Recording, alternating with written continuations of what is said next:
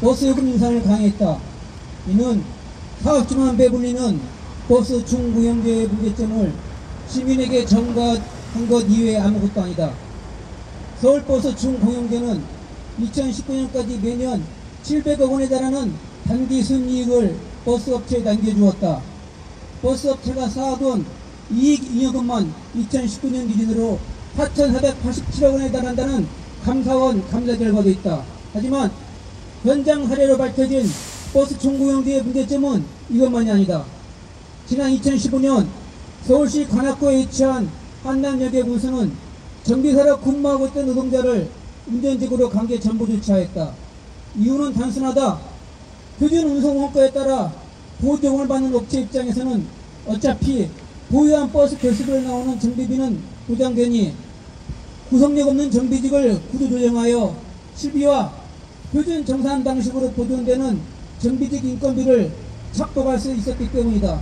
이 과정에서 노동자들의 권리와 시민들의 안전은 깡그리 무시되었다. 시내버스회사 평가 매뉴얼의 악용도 있다.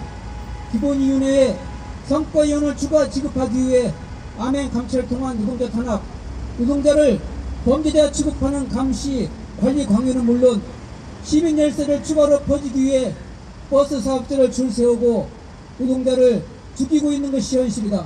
이는 최근 발생한 서울시의 버스 운행 실태 점검에서도 확인할 수 있다.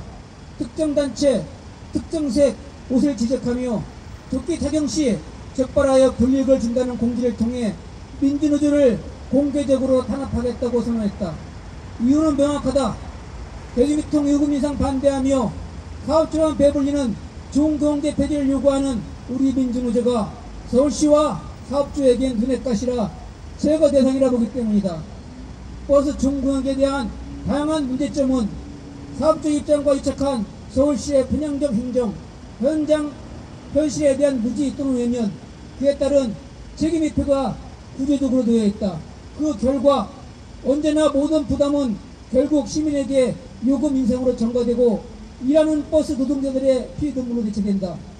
이에 대한 냉정한 평가와 공공성을 포기한 서울시에 대한 책임을 묻는 조치는 이제 서울시민이 선택한 시민 입장에서 문제를 봐야 하는 서울시의원, 서울시의회가 챙겨야 한다. 우선 버스요금 인상 과정에서 서울 시민에 대한 설명 의무나 제도 보완 등에 대한 계획을 전면적으로 따져야 한다. 서울시는 벌써 이미 요금 올렸으니 그만이라는 대체라는 태도가 되었다. 서울시의회가 나서 요금 인상 이후라도 시민의 안전과 이해에 근거한 후속 조치를 검토하고 적극적 공론화를 통해 서울시 행정 공공성을 제고해야 한다. 또한 현행 버스 중공용제의 문제점 중 보조금에 대한 검증체제의 전면적 검토가 필요하다. 2021년 감사원 감사 결과를 통해 지적된 과도한 배당금, 미처분 이익 이격금 등 보유비에 대한 구조적 문제점 등을 개선하기 위한 방안이 필요하다. 특히 2020년부터 재정 보조금이 과도하게 늘어난 것과 동년을 기준으로 서울시의 주요 버스 업체가 지속해서 현금 배당을 하고 있음에도 보조금 상승에 대한 별도의 검증 절차가 없는 것은 자구 노력을 상실한 서울시 행정의 현 주소를 보여주기에 별도의 엄중한 검증 절차가 꼭 필요하다.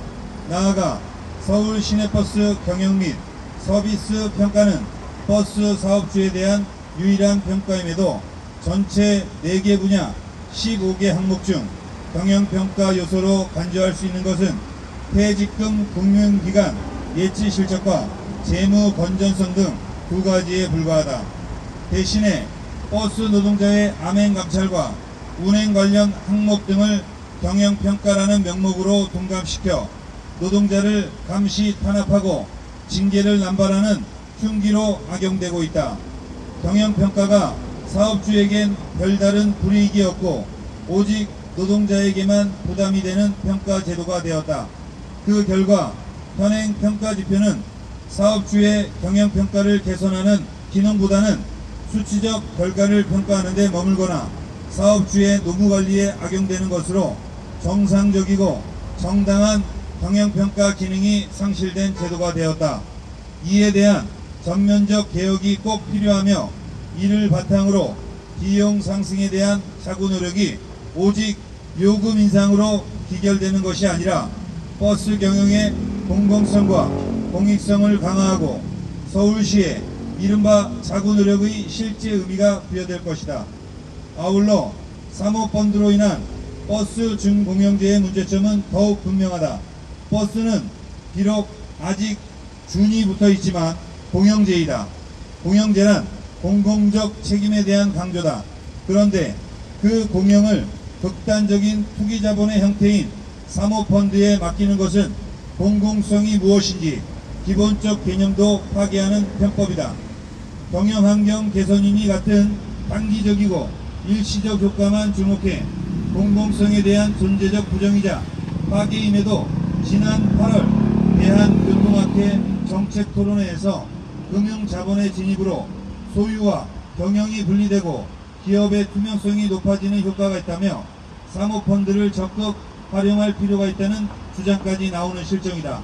결국 버스 준공영제를 바라보는 서울시의 시각이며 공공성을 부정하는 수단으로 여기겠다는 의도라고 하지 않을 수 없다.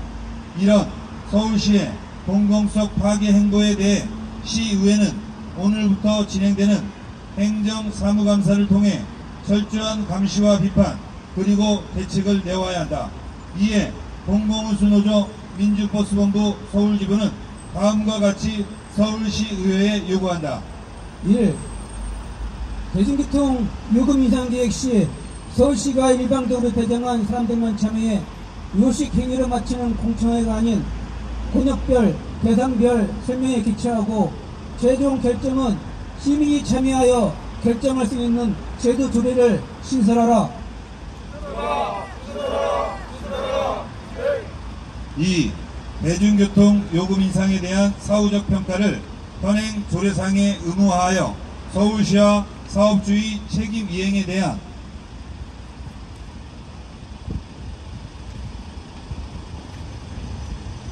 평가 제도를 마련하라.